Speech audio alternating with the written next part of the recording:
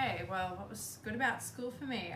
Well, I guess I was very lucky to go to a school where it was sort of like a university set up and everything. But what was good about it is that there was a lot more freedom than a usual school. Like, we got to wear casual clothing, and we got to we had a lot more freedom and everything. The relationships with the teachers were more one-on-one and everything. And I just remember a lot of my school experiences, even though like I didn't make as many friends as I did want to.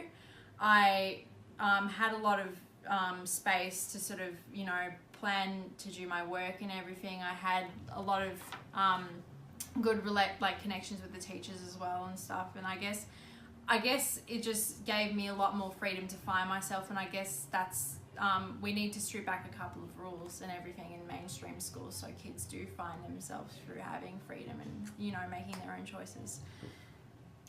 What was good about school for you?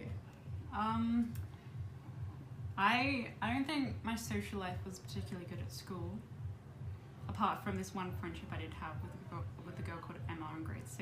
Yeah. But I enjoyed my subjects and I enjoyed music, and I'm still at a school where you can go once a week, you can hand in work, and for me personally, I don't really need a teacher to teach me, I can teach myself. So I enjoy that environment right now. I'm happy with it, and it's a bit more freeing. Well, something that I did find challenging through school, this was all the way through school anyway, even when I was at high school, and high school was probably the best experience for me in terms of finding myself and everything. But like the challenging thing was, I feel like I did have a lot of struggle making friends, because I feel like a lot of kids who are neurotypical haven't had enough education about other kids who are on the spectrum and everything. I mean, exactly. We don't necessarily need to socialize with neurotypicals all the time, but yet again, like, it is like neurotypicals make up like the massive majority of our population compared to people who are on the spectrum, even though like more people are being diagnosed on the spectrum. Yeah, I think especially more girls. Yeah, exactly. Oh yeah, more girls these days. Because we're good at I find that we're good at hiding. We can sort Oh of. yeah, definitely. We're sort of like a chameleon. We can sort of fit in. Yeah. Try and fit in. But I don't know. For me, I was quite rigid in the way I thought, and I didn't want to fit in.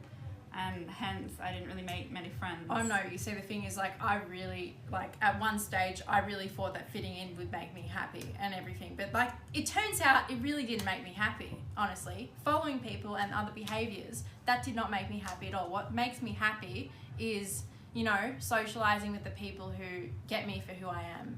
That's what makes me happy.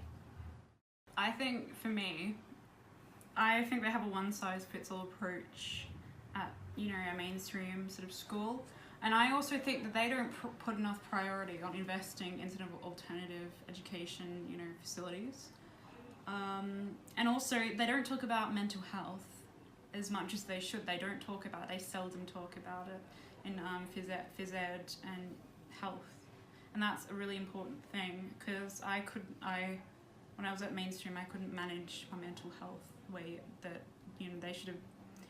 It's partly up to me as well, but I think they have an obligation to teach us things, and they don't teach us things that I think we're sort of getting people with a bad attitude about school, because they're not teaching us what we need to know about life, you know. They're not teaching us about budgeting or you know, tax or anything like that. So yeah.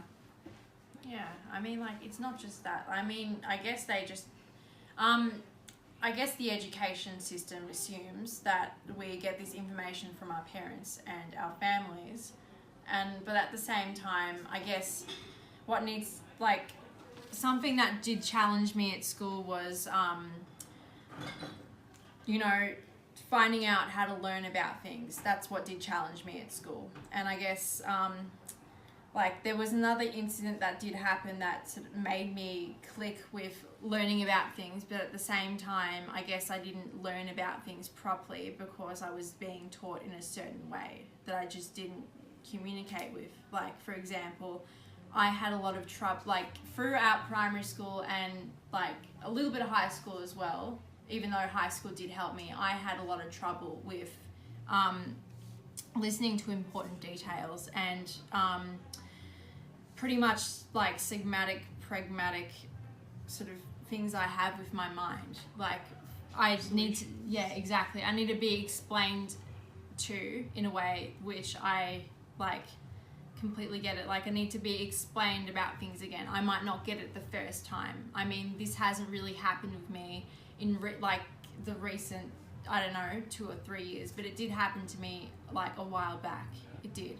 And it happens with a lot of kids as well. I think kids are quite cruel at that age anyway, but if we had more understanding about mental health, then, you know, we could speak out about it without being afraid, or there's such negative connotation attached to it. And we could tell people when we're not feeling well,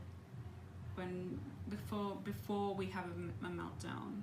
So yeah, there was a psychiatrist, and she said, I asked for some like medication, you know, to help me sleep, and she's like, oh, you don't need it, it's behavioral. And I said, well, I don't think it is, because I really can't sleep. And she was just a crap psychiatrist. So I think a lot of psychiatrists have a one-size-fits-all approach.